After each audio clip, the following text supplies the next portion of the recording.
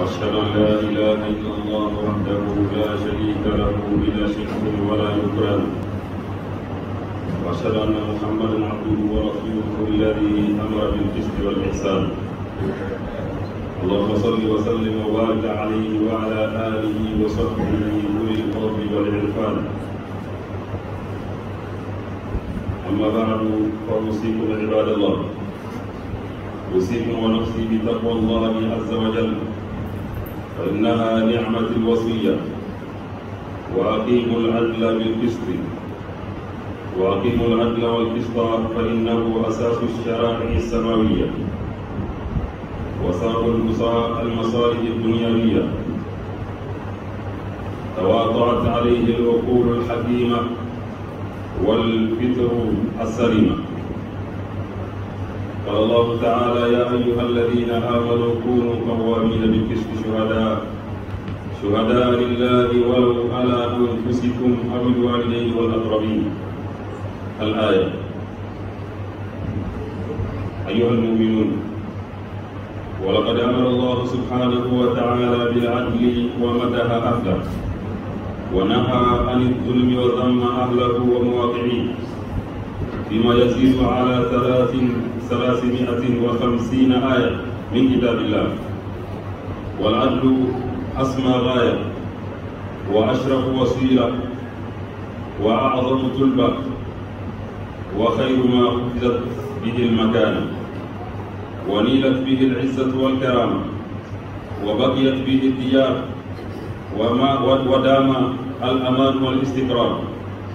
والعدل في الإسلام واسع المجال متعدد الصور والأهوال، حيث شمل كل ميادين الحياة تحقيقا للسعادة ونصرة للمظلوم وإبعادا للهموم والغموم. أمي الله تعالى تنو كاولي مندو مسامي نالي لابليا أيو سيندي أني فمي نمي نامي سماني كني ويه ياسا كسيرا كياني نغلو وبونيونا والما كسماني كني أي والسا كسيرا حاجة تيجي بلا جرين كاجة سيرام أمي شريعة كهو بطمة كينتي تي مين بطلبي موانا فنا بطلبي بيتورا فنا كرا الله تعالى أكيد جو جينون تعالى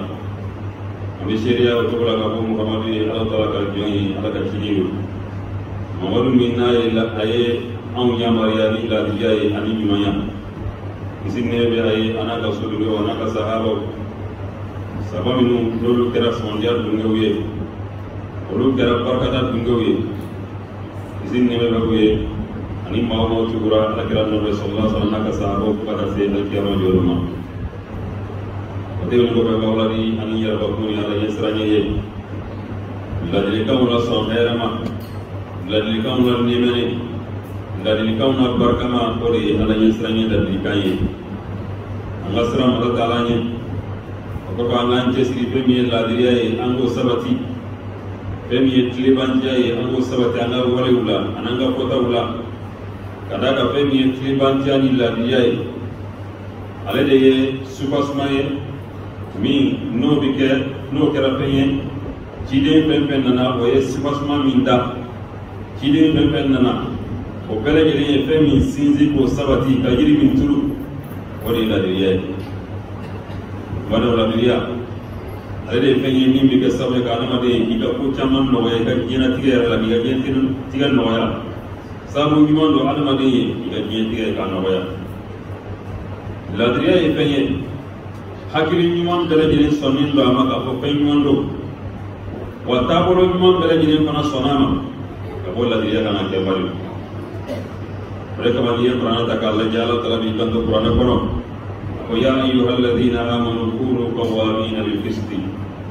ko le aw mu'min liman yara aw ila bilade ka kan ka tem ma to ka ayke la diwe ayke tiliban ciwe kanyeshi mala taala kerengera naw plala ka ko shere jo hanna yasro aw yara shere ni amike sabuye abe ka femi shere ya jo amina ka sabuye ka shere jo aw yara ka kunde ka ko chena jongala ne de jotenina wal madile nolu do hanna so shere be jo aw de ka walma na soro shira mbi jo kam masuru akam wasuru no dika walma be jo mo min ka na protigi do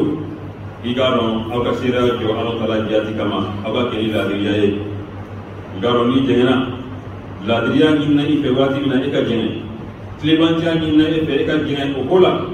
igaro Allah taala alayhi be fambe la jilna da ayyuhal mu'minun madina islamu angaro ko Allah taala e on yamarni la diya ni tlebantia ye aya on yamarni aye katlaga on bali pana ni to ni dan sawoy kabo kanga yoro ni nyadola kabo ke pen la ko shirinye korana koroni ya jetime korana aya mi be na be kuma la riyaka korana aya mi be na so be mo gen kabo to ni ani dan saboma yu korana nga ga bise aya kema saba ani koma aya kema saba korana kono ani ko o be kuma be mi la riya ko ka sabati to ni ani dan sabo o be ka ngari kana mi ala amade islamu al-adlu asma ghaya ikano ka ko adamaden ka fenyi taw adamaden ya ka fenyi taw la beleba o do la riya e bari ikano adamaden bise ikal la yinima isra binu ye isra la bonya o bonya ma do yima ye la riya ye fen soro la riya kono o mi plone ibo dum herala ibo dum ni sojaye ibo dum ni bonya ngani e mi soro namarala yebi soro ni tarakiliye yebi soro tonyanina ikaro ga bot ko fenye fenja sine yibro ana wali ma femi soro la diya kono bonya ko de kono mari aslamo imana femi soro la diya kono ikaro ga bot kana be no tigla malika katema mo kam mo mi be inale ka barakira tonyani tarakiliye ani namara ye ka adama de ko soro wa azam tulba ni be fenyi ni mala fɛnw na belebeleba i kan k'a dɔn k'a fɔ nin ye maa sɛbɛ ye nin ye maa sabatilen ye i kan k'a teste ni fɛn min ye ka o dɔn a na k'a tigilama perepere i ka dɔn ye lafiya de n'i ye lafiya sɔrɔ mɔgɔ la ka ban a banna jogobaw caman ba o de bugulen don o kɔrɔ mari asilamɛw adamaden ka bonya bɛ tanga ni fɛn min ye i ka karama bɛ tanga ni fɛn min ye o ye lafiya de mari i kɛra ladiri ye i ye maaba ye n'i yɛrɛ kɛra namatɔ i kɛra janamanci ye i kɛra maa jɛngɛnɛ ye i ye maa ɲɛ dɛ hali n'a y'a sɔrɔ dɔlɔkiba b'i la bali hali n'a y'a sɔrɔ i kunkolo melekelen don k'i kɛ maaba ye ni kunkolo melekɛlaw ye ni banfilabaw ye i k'a dɔn n'i kɛra maa jɛngɛnɛ ye i kɛra tɔɲɔlikɛla ye i ye maa nin bɛ ye laadiriya o de bɛ adamaden kɛ mɔgɔba ye mari asilamɛw fɛn min ye laadiriya ye dugu ka sabati dugu jɔlen ka to walima du yɛrɛ ka mɛn a duya la bonya ka kɛ min kan o bɛ kɛ laadiya ye du o du bɛ yen ni tɔɲɔni cayara kɔnɔ du o du bɛ yen ni dansaba de b'a kɔnɔ du o du bɛ yen n'a y'a sɔrɔ hakɛtigiw ka hakɛw tɛ d'a ma i ka dɔn o du hali n'a kɛra duba ye a ti mɛn a ka dubaya la a bɛ kɛ dumuni ye wa jamana fana b'o lahalaya la ni laadiriya sabatira jamana min kɔnɔ o jamana in bɛ taa ɲɛ mali asilamu sabatili bɛ sɔrɔ jamana kɔnɔ hakilisigi bɛ sɔrɔ jamana kɔnɔna na mun na ka da ka laadiriya de b'a kɔnɔna na o de la silamɛya ye anw yamaruya ni laadiriya ye o de la kuruna dɔ ko k'i k'a dɔn Alahu Taala bɛ dugu dɛmɛ dugu min bɛ yen ni laadiri dugu don hali n'a kɛra kafiri dugu ye inna Allaha yansuru dawlata al-adila wa in kanat kafira k'i k'a dɔn Alahu Taala bɛ dugu dɛmɛ Alahu Taala bolo bɛ mɔgɔw ma jamakulu min bɛ yen n'u kɛra laadiriw ye hali n'a sɔrɔ kafiri jamana de don n'u kɛra laadiri ye Ala b'u kɔrɔta a b'o dɛmɛ d'u ma a b'o avantage d'u ma wa silamɛ jamana silamɛdenw n'aw kɛra namaratɔw ye n'aw kɛra jamanciw ye walahi Alahu Taala bɛ aw fɛ dɛ donc o la n'i y'a ye tuma dɔ la an bɛ ɲɛbɔ kafiri jamanaw fɛ n'i y'a ye tuma dɔ an bɛ ɲɛbɔ kafiriw ka lahalaw la ka da mun na u ka jamanaden tɛ se ka tɔɲɔ bɛɛ lajɛlen ka droit sabatilen don u n'u ka kafiriya yaasa diɲɛ ka se ka diya u bolo mais ni anw de kɛra k'anw kɛra tɔɲɔlikɛlaw ye laadiriw bɛ bila an ɲɛ dɛ o fɛn min ye laadiriya ye ale de bɛ kɛ sababu ye ni ka du a bɛ du sabati a bɛ kɛ sababu ye ni ka jamana fana sabati wala adlu fil islam wasibul majal ni laadiriya fɔra silamɛya kɔnɔ i ka a kɔnɔ fɛrɛlen don dɛ a kɔnɔ fɛrɛlen don mutaaddidu suwari wal ahwal wa i k'a dɔn laadiriya n'a fɔra a misaliyaw ka ca a ta yɔrɔw fana ka ca ni laadiriya fɔra ma kelen be ladira be ni ife ladira mana koko dude kelen ladira be ni ife ladira mana koko dutigi kelen ladira abe ni be ke ladire wa aboji wala barakala kelen barakalo le kan ke ladire atena ko fando do ka fando toy bele jini kanga ladiriya kata ikan ni gola kada kan ni ladiriya ko fora abe tali ke yoro chamana barakalo aba ke ladiriya barakalo la baranyemo ke ladiriya ka barame unu nyoche jamana tigi iga ke fama min be ni ladiri do jamana do kono kono ke ladiriya bele jini ka ke basra ni blani aw bele jini gele mutaji ga hakke mi be no kal fala huma wala mare aslamo li ladiriya ko fora iye kuna jako ko tahqiqan li saada igaro ladira nana munde kama yasa kasika kuna ja bonus au mawe kuna jami na obe sorri ladira le wono surata lil mazlum ma la fule minum be kase ko lu deme kateme duma ladira de goke ndeni ladira tay abike na ko mo kono so be tukuna min ye fama mo yo lu be dankari la fule na min mudara mais ladira de bike sabi ma la fule aka hage be dama man la fuli deme be do am donc wala no jabina mami be nasro hami be ala de kubaka ata do aba ke tona ata do ba ni fo mina la diyati ba to non ti kama ga hage be ta kada man bari islam wa alamu anna allah ta'ala harrama az-zulma ala nafsihi wa ja'alahu bayna ibadihi muharraman igaro fami la diyai illa dira ko fara igaro hatta la ila jibo do de la diyai allah ta'ala mo tu de la diyai ladira min be ni Allah Taala ni aya yɛrɛ danbe ni aye ka tila tun ni tɔɲɔni k'a jira k'a fɔ fɛn min ye tɔɲɔni ye ale ye masa Taala ye o haramuya yɛrɛbakun kan yan'a k'a kɛ aw ni ɲɔgɔn cɛ haramu ye Allah Taala yɛrɛ ye tɔɲɔni haramuya yɛrɛbakun kan ale de ye masa ye min bɛ fɛn kɛ min mana ja fa'aalun lima yurid Allah Taala mana min kɛ maa t'a ɲininka nka o n'a ta o ta aw k'ale ye tɔɲɔni haramuya yɛrɛbakun kan hadisa min bɛ yen ni Abdullahi bin ulangale ka wala kira Rasulullah sallallahu alaihi wasallam Abdullah wala ngale ka wala kira Rasulullah sallallahu ka wala kira kizin ne baye ako hadisa min be ni hadisu kudusi do ni abella ngale ka wala kira Rasulullah sallallahu alaihi wasallam Allah taala be ka kuma ya tawla Allah taala bi kan to ya ibadi ako hey ngajom inna Allah inni haramtu zulma ala nafsi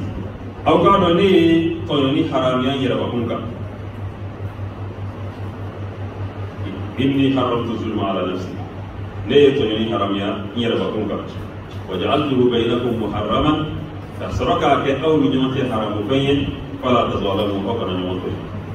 Allah taala ka le to ni haram ya yara bakunka foro o ko fa la fasraka ke jow ni nyamate to ni haram bayin aw kana nyamate aw kana dansa bo nyamaka muslimu de hadisa ilagali fa zulmu fam yantoni aqibatuhu wa khima tonyeni ko la man mama kira tonyeni kelay adil laban lawan to ni mana jine yere kono alama ko tini aw ka flebani ay jine kon na floga tashini ay mo be niya me ka bokto ni kella wali do adonani mo tonyoni adonani wali hake utarakiri adonani fenyi be nasro dankarli fanta bisabatola ayo laban ko la je ado be wolo to ronde halu dew ñu mo de ma ko lobi yala be je ala du baraka banku jasi du boloba donc e jienta e polo do ala tala ko ne to ni haram ya yara bunga yaw ni ñoy to haram fenyi aw ko ñoy to yole ada ka fenyi to yori ala bon jugo mani fenyi to yori an no che gadiru an Abdullah ibn Umar radhiyallahu anhu ni hadisa wara min langal la ko Abdullah ibn Umar yaro ala ka jende ama an nabiy sallallahu alaihi wasallam qala kira kisni bayi qal ala kira ko al-dhulmu zulmatu yawm al-qiyamah apa islam to ni ay islam to ni ne anamani ni mo to ni ko ni ma ko kalama nada ni bora kalama isi fa jona ila ya fa ina kalama apa ngena ko jien kono aka pe na jien kono yen ka se la haram wali hake min bi wolo asegati lama iye dankari mo min na ni fendo ye asegati lama akera na folo ye asegati lama iya mangutu de chenwo korfoni sembe kari beta odum ma ke chenye ibe ya pa ni ala fe ikata o yoro kele na ka fuye ne kuye kari ne ni ko kari la tede chiete abo togola na ya soro i sera ka a farguro de ma walma i sera dambe de ma walma i sera ka nafro de ma hake tiku ka hake sega ti la mama kai ya fajina Allah taala fi ka tumi ka ta Allah wala kama jidin ko sallallahu alaihi wasallam itaku zulma ay sira to nyaniye fa inna zulma akaro femi to nyaniye zulmatu yawm al-qiyamah igado to nyini kelaw be dibi guru fini la al-qiyamah do to nyini kelaw o yara sura dibi de kono ndo yere janme dibi al-qiyamah do ambala de yarabi ala kadina hawda jini kishuma bade aslamo femi to nyini mai nyama wala ina ko to nyini mai ko wala to mina dotiri igana dunya to nyini ka damine furumuso la ka taa bila denw na ka taa bila i marlamɔgɔw la kan'o tɔɲɔ dɛ baara ɲɛmɔgɔ kana baaradenw tɔɲɔ hali baaraden minnu bɛ an bolo n'o ye musomanw ye minnu bɛna baara ɲini na u b'u ka sow to yen u b'u faw to yen u b'u baw to yen ni kana di anw ma walahi besoin de b'u la hitajɛ de b'u la laɲini dɔ de b'u la u bɛ fɛ k'o sabati n'o tɛ u t'u masaw to yen wa n'u nana k'u kɛ i n'a fɔ adamadenw tɛ tɔɲɔni sugu bɛɛ lajɛlen bɛ taa k'u sɛgɛrɛ yɛfɛ min bɛ yen n'a sɔrɔ an k'an kɔlɔsi a la dɛ du kɔnɔ mɔgɔ bɛɛ hali den ta ni bɛɛ b'i sago k'u la a ye sira tɔɲɔni ye ala kɛra sallallahu alaihi wasallam a b'a jira hadisa wɛrɛ la a k'i ka tɔɲɔni maa tɔɲɔni ka muna kan bana min t'a ni ala tala cɛ maa tɔɲɔni ittaqu da'watal mazlum mɔgɔ min bɛ yen n'a tɔɲɔna k'a ye sira o ka danga ye a ye sira o ka dugawu ye n'a ko n y'a to ala ma yɔrɔnin bɛɛ k'a bɛ se ala ma ala b'a fɔ i sen bɔ a la a tɔɲɔ i y'a to fɛn ba ma dɛ i y'a to fɛn ba ma donc wala fɛn min ye tɔɲɔni ye an k'an yɛrɛ kɔlɔsi a la laadiriya an k'o sabati o de ɲini na an fɛ an k'an jija fɛn min ye laadiriya ye an k'o sabati an mana kɛ yɔrɔ o yɔrɔ wa min hakkil usrati alayhi fɛn min ye denbaya ka hakɛ ye i kan o de ye k'a daminɛ i furumuso la i n'a fɔ n y'a fɔ cogo min na furumuso fana ka kɛ laadiri ye ka ɲɛsin i cɛ ma a b'o cogo la denw ka laadiraw ni ɲɔgɔn cɛ hali ka taa se kanu na ka kanu tila u ni ɲɔgɔn cɛ hali ka taa se sɔnfɛn ma ka sɔnfɛn tila u ni ɲɔgɔn cɛ tiɲɛ dɔ tuma dɔ la kanu min bɛ dusukun na denw ni ɲɔgɔn cɛ walima musow ni ɲɔgɔn cɛ i tɛ se k'a partager nka a nɔ kana ye ka kɛwalew la ka den dɔ fo denw yɛrɛ k'a dɔn k'a fɔ ne de ka di n fa ye ka tɛmɛ nin kan walima ne de ka di n ba ye ka tɛmɛ kari kan i b'a dan kɛnɛmaya cogo bɛɛ lajɛlen na walima tilali fɛnw na i bɛ dɔ ta caya ka tɛmɛ dɔ ta kan i bɛ dɔ gɛrɛ i la ka tɛmɛ dɔ kan nin bɛna ni kɔlɔlɔ juguba de ye ka tilali kɛ denw ni ɲɔgɔn cɛ ni tilebanciya ye ka tilali kɛ denw ni ɲɔgɔn cɛ ni laadiriya ye o bɛ ɲini fɛ musow fana bɛ o la ala la mali asilamɛw ka d'a kan fɛn min fɔ denw ye denw y'an ka siniɲɛsigiw de ye an bɛ waati minnu na nin ye denw mago bɛ ladamu la n'o ye kalan waatiw ye denw mago bɛ ladamu la ni mɔgɔ min y'a den labila i ka contrôle t'a kan ni den mago sara e de ye responsable den kan ka ladamu k'a dɔn kalan na k'i a kɔlɔsi k'a jogow kɔlɔsi o de la ala kɛra ka kumakan dɔ sallallahu alaihi wasallam ko ni mɔgɔ min fatura i ma foyi to i den ye fo n'a kɛra ladamu ɲuman ye i ye fɛn bɛɛ to a ye n'i sara k'a sɔrɔ den b'i bolo i ye min éduqué k'a ladamu ka ɲɛ i ye fɛn bɛɛ d'a ma wa n'i sara ka miliyari to i denbaya bolo k'o ye avenir ye k'a sɔrɔ jogo ɲuman t'u la i ma foyi t'u ye wali kɛnɛma jɔra a bɛ taa kiri bɛ k'aw ni ɲɔgɔn cɛ masa kan ka hami ni min ye den ka kalanko a kan ka hami ni den ladamu ye a kan ka hami ni den jogo ye ka da mun kan den y'i ka siniɲɛsigi ye hali fatolen den mana baara ɲuman fɛn fɛn kɛ n'o y'i ka résultat ye i y'a éduquer min kɛ i y'a kalanni min kɛ a mana baara ɲuman fɛn fɛn kɛ a ɲinɛ b'i sɔrɔ kaburu kɔnɔna na ala kɛra ko sallallahu alaihi wasallam a ko adamaden fatura i ye baara ɲuman min kɛ a bɛɛ lajɛlen bɛ jɔ mɛlɛkɛw tɛna sɛbɛnni kɛ tuguni k'a fɔ kari ka baara ɲuman dɔ ye nin ye ka da k'i sara fo n'a kɛra n'i sara ka fɛn saba dɔ la kelen to yen o fɛn saba dɔ la kelen ye jumɛn ye den ɲuman ala kɛra ko sallallahu alaihi wasallam ko ni mɔgɔ min sara ka den ɲuman to yen hali fatolen baraji tɛ jɔ n'a ye ɲuman fɛn fɛn kɛ i t'a bɛ tigɛ ka di ka sɔrɔ fɛn ma nasi ka bɔ ale ta la dɛ ka da ala tala ye fonisiri masa ye min bɛ di den ma o baara ɲuman in na o bɛ d'a ma ka tila tuguni k'o ɲɔgɔn di masa ma tuguni mun na ka da kan nin ye ka baara kelen dɔ e de y'a éduqué e de y'a don kalan na e de y'a ladamu e de y'a kɛ nin jɔ ye ni ka ban bada silamɛw an ka hakili to denw ka lamɔ na an ka hakili to denw ka kalan na fɛn fɛn bɛ yen n'a bɛ kɛ sababu ye k'u ka kalan nɔgɔya u ye an kana négliger ni waati in na denw mago bɛ fini don ta la ni waati in na denw mago bɛ kalan minɛnw na ni waati in na denw mago bɛ yecogo ɲuman na ni waati in na denw yɛrɛ mago bɛ musaka misɛnninw na dɔw na 200 di a den ma éducation na wa dɔ bɛ yen o bɛ dɔrɔmɛ 5 di a den ma éducation na dɔw yɛrɛ na dɔrɔmɛ 2 di a ma hali n'a y'a sɔrɔ i se ye o den dɔrɔmɛ 2 ye dɛ o bɛ a nisɔndiya mais n'a ma kɛ i ka programme yɛrɛ la pewu den yɛrɛ yecogo man ɲi saki ɲuman t'a bolo fini ɲuman t'a la dɔrɔmɛ 1 tɛ d'a ma a tɛ ka programme yɛrɛ la a bɛ taa ten dɔrɔn kalanyɔrɔ la ka segin a bɛ to yoli la ten dɔrɔn a bɛ kɛ fɛn ye min bɛ n'a b'a dusukun tɔɔrɔ a dɔw la tuma dɔ la hali kalan yɛrɛ a tɛ se ka kalan kɛ maa dɔw bɛ kalan na o y'a sɔrɔ a hakili si tɛ yan ka da ka degun ni tɔɔrɔ min b'a la munna ala y'a ka ko kalifa e ma ala kɛra ko sɔrɔla sɔrɔ k'a wasara adamaden ye jurunko la a wasara dutigi ye jurunko la ala ye dutigi minnu d'i ma i k'olu ka ko négligé k'o dɔrɔn wasara hali n'i ma jurunko wɛrɛ kɛ nin bɛ maa ka jamanadenw kun bɔ hali n'i ma jurunko wɛrɛ kɛ k'a fɔ de ala tala ka ninnu kalifa e ma e ka tila k'u négligé e bɛ don su fɛ i b'o su fɛ walima tuma dɔ la e yɛrɛ t'i ye yɛrɛ fɛn fɛn ye denw ka avantage ye min bɛ n'o ye avantage yɛrɛ n'o ka kalanko n'u ka ladabɔ ye sen dɔ la nin ko juguba ye o de kama don dɔ la ko cɛ dɔ nana Omar ma k'ale den kɛra dangaden ye a tɛ nin k'a ye a tɛ nin k'a ye Omar ibn Khattab ye den wele ka na a ye den ɲininka ko mun de bɛ n'i fa cɛ den bɔra ka kuma min kɛ Omar yɛrɛ kabakolen tora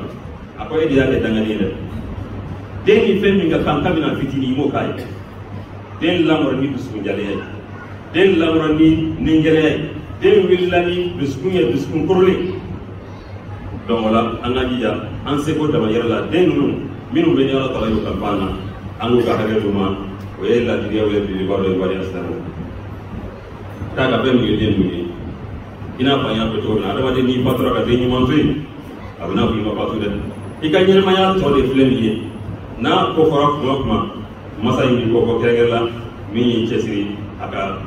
lamɔni na ala kɛra ko sallallahu alaihi wa sallam a ko innal muqsitina inda Allah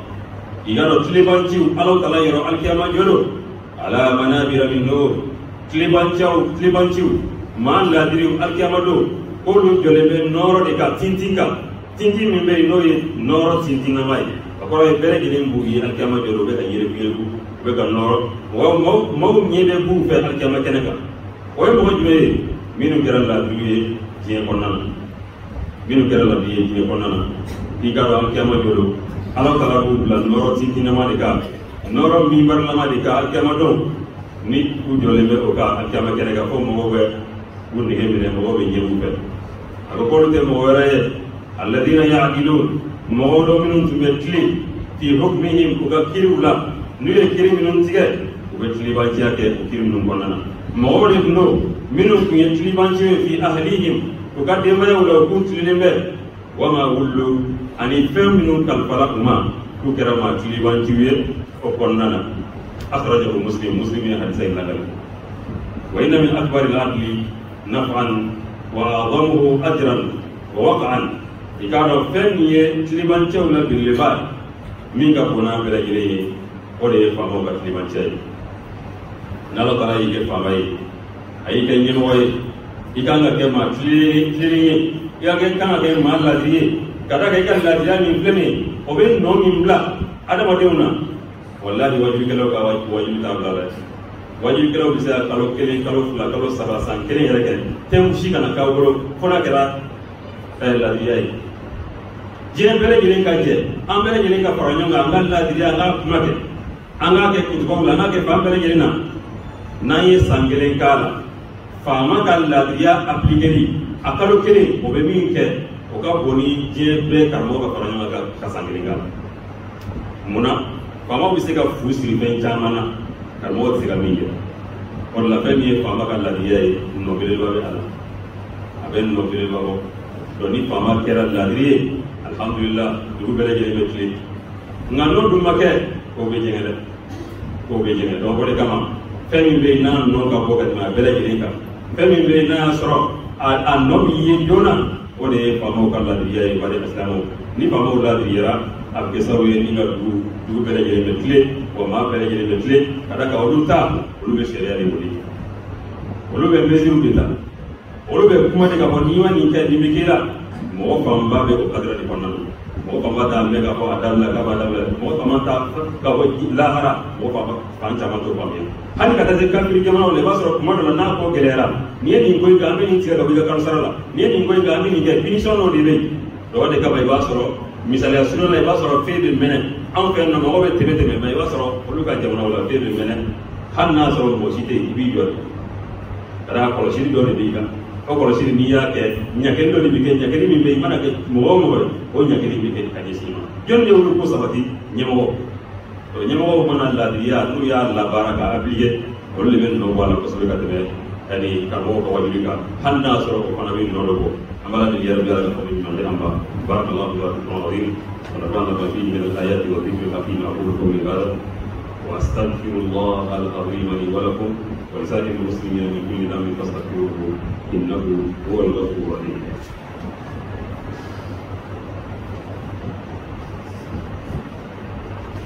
الحمد لله وحده والصلاه والسلام على من لا نبي بعده وعلى اله واصحابه ومن والاه. Ambil Allah Taala taruku kurai kawali ngono kabakara sini mencaya aku di Muhammad kana kasuri ngawana kasahabo ani mau ma dulu turan ke di maya pada sihat kiamat dulu lamaru ya ni kalau family la dia ye penyi min ni cido yara ciraka ko di sawatila la dia ye penyi mi je yara be joni aye la dia ye penyi mi be ni Allah Taala ye amu yamarani aye waya jana ka foko contraire do tamini ya do ko problème babe ala al-kiyama jodo Allah la bi babe ala al-kiyama jodo ala ki rasulullah sallallahu alaihi wasallam ay kanto hadith adullah sahaboma ako yala awe mo pe lindo mo ko langulo ko yala ba do sahabo ko ko langulo de dore mo min be ni na ka so te foi soro ni tara ka so te min ni man te min valen ma ko di soro ko de mo ko langulo ala ki ko ay ko de tegalangulo mɔgɔ min bɛ yen n'a y'a sɔrɔ a pɛrɛdili don a kɔrɔlen don si t'a ye a t'a ɲɛ a t'a kɔ ko yala k'o tigilama dɔn k'o tɛ mɔgɔ wɛrɛ ye alikiyama don mɔgɔ min nana k'a sɔrɔ tɔɲɔni juruw caman bɛ a la a ye nin ka wari darafi a ye nin jogi a ye nin faga a ye nin nɛni a ye nin mankutu tiɲɛ a ye nin kɛ nin na a ye nin kɛ nin na a ye nin kɛ nin na nin bɛɛ lajɛlen ko ɲɛ ta to ala ma a ye dɔ yɛrɛ ka juru ta ko n'a ka di ye cogo cogo i ka taa kelen bɛɛ ko ɲɛ to ala ma alkiyama jɔ do n'a nana ka n'i jɔ nin tigilamaw fana bɛna jɔ min ta ye min ye o bɛ n'o jɔ donc a ka baraji de bɛ ta ni k'a tila u ni ɲɔgɔn cɛ bɛɛ lajɛlen ka hakɛ o bɛ ta ka d'i ma a ka baraji la baraji mana ban a bolo tuma min na hakɛtigiw halisa n'olu ma ban olu ka jurumu o hakɛ de bɛ tigɛ ka bɔ olu ka jurumu la k'o fara ka jurumu la a ka seli ma a tila a ka sun ma a tila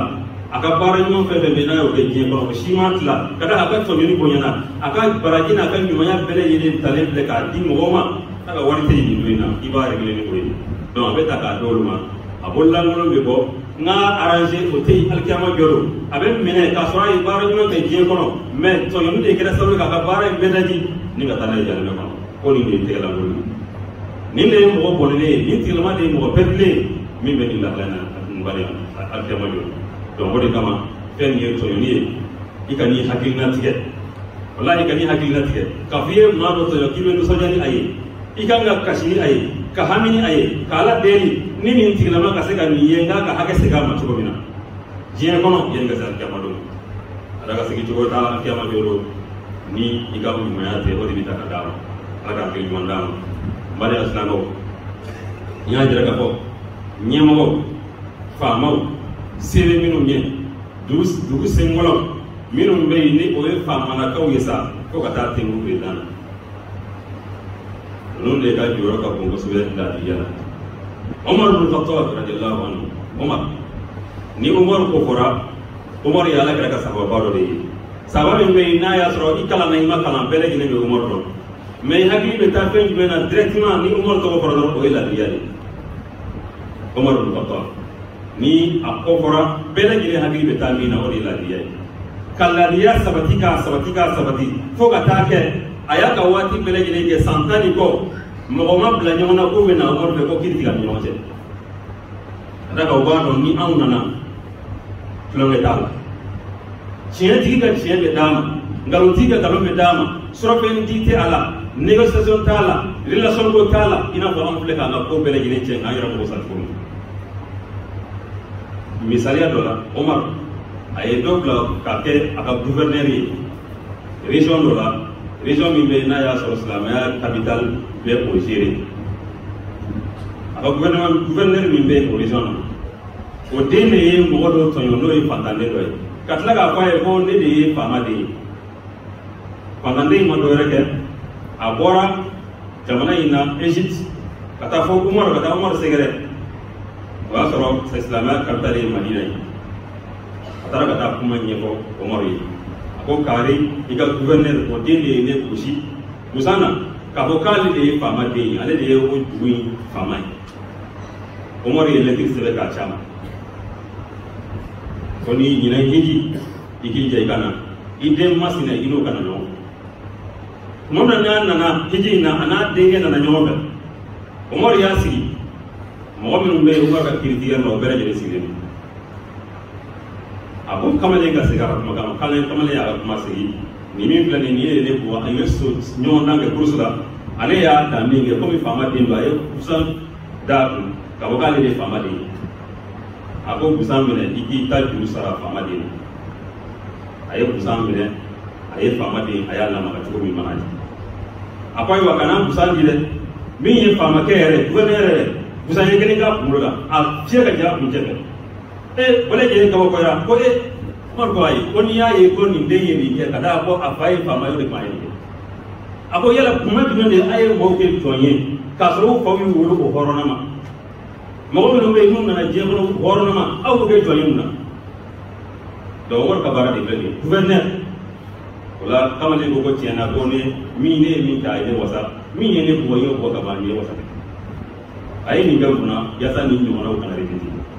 mais n'a y'a sɔrɔ se b'i ye fo ka taa bila bɛɛ kun na ni se kɔni b'i ye kaban n'i ye kojugu kɛ cogo min mana kɛ i b'a kɛ a bɛ régler i b'a tigi ye bi u b'a minɛ kuma dɔ la n'i taara n'a ye poliso la ale yɛrɛ bɛ kɔn ka bɔ i ye a d'a ko se dɔ bɛ a ye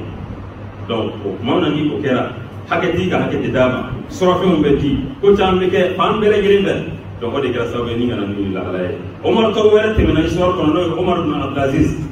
n'i y'o fana ka histoire ta k'a lajɛ o ka tile la laadiriya sabatira fo ka taa se i bɛ wuli ni nafolo ye jaga ye ka taa k'i bɛ taa di fantan ma i tɛ mɔgɔ sɔrɔ i b'a di nin ma Omar ibn Abdelaziz i bɛ wuli ni jaga ye k'i bɛ taa di fantan dɔ ma i tɛ mɔgɔ sɔrɔ i b'a di nin ma Omar ibn Abdelaziz a ye nafolo garder k'a garder silamɛw ka nafolo marayɔrɔ la fo ka taa kɛ sa ka jateminɛ kɛ silamɛ jamana kɔnɔ cɛgana o cɛgana bɛ yen n'a ma furu kɛ ka tɛmɛ dɔw ma maa o maa bɛ n'a sɔrɔ yɛlɛnka fɛn t'o bolo bi an bɛ se k'a faamu i n'a fɔ ni moto tɛ mɔgɔ min bolo ka moto san ka d'a ma ka jeune bɛɛ ka furu kɛ ka d'u ma ka tila ka silamɛw ka furu nafolo la munna hakɛ fɛn fɛn bɛ yen n'a man kan di min ye i bɛ sɔn k'i bolo la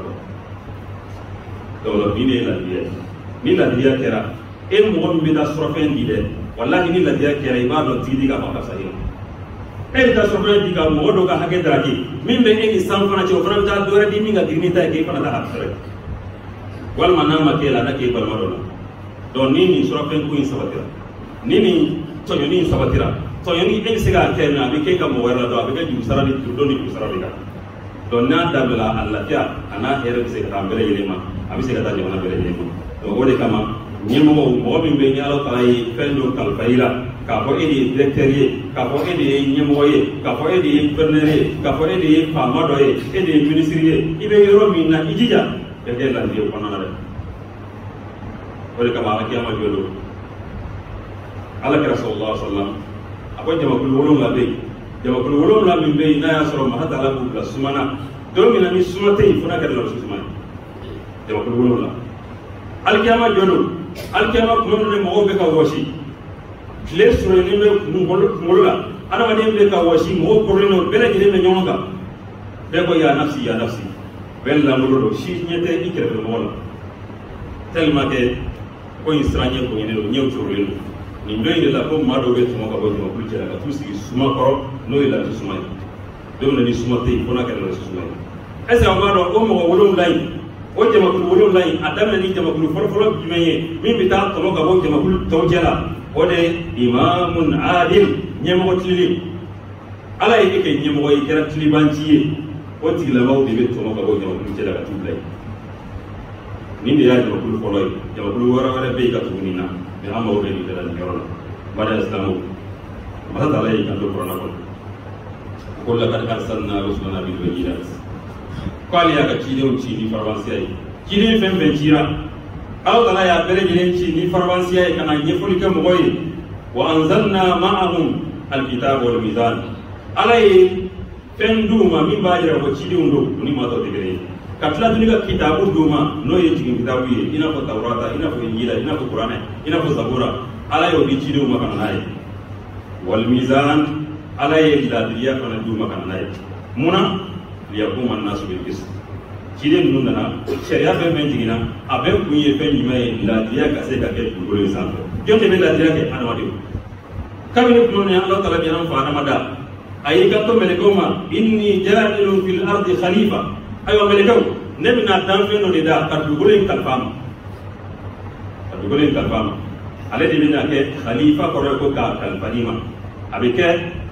ale bi boy dew be na wa di ñoo makata to Allah taala ka bina do de dan ko bla dugulo sanfe no yi adama ye ana dew dugulo mina kal ko di ma dugulo be kal faaw ma tugodi aba ke tugodi aba shire tugodi abe mun de ke dugulo sanfe shi de mun na kitabu tigina ya saka sega ya saba ki dugulo sanfe la biya de kadi Allah taala yi to yani dan sabo ani yada ani taragini e fenye fembe na sura arabiyan do ko Allah bala aba de yara bi ayini fo Allah ko biya amma ayi fana ko ko ba no ayi ala ka boro islamara ala ka ko ni manada ala ka mo yi do kuma la ko Allah son vraiment do rabbana atina fid dunya hasana wa fil akhirati hasana wa qina adhaban nar rabbana la tuzigh qulubana ba'da idh hadaytana wa hab lana min ladunka rahmatan innaka antal wahhab اللهم اعز الاسلام والمسلمين واذل الشرك والمشركين ودمر اعداء الدين واحمي حوزه الاسلام يا رب العالمين اللهم امنا في اوطاننا واصلح ولاة امورنا واجعل ولايتنا في من خافك واتقاك يا رب العالمين اللهم صل على محمد وعلى ال محمد كما صليت على ابراهيم وعلى ال ابراهيم انك حميد مجيد وبارك على محمد وعلى ال محمد كما باركت على ابراهيم وعلى ال ابراهيم في العالمين انك حميد مجيد سبحان ربك رب العزه عما يصفون وسلام على المرسلين والحمد لله رب العالمين وقوموا الى الصلاه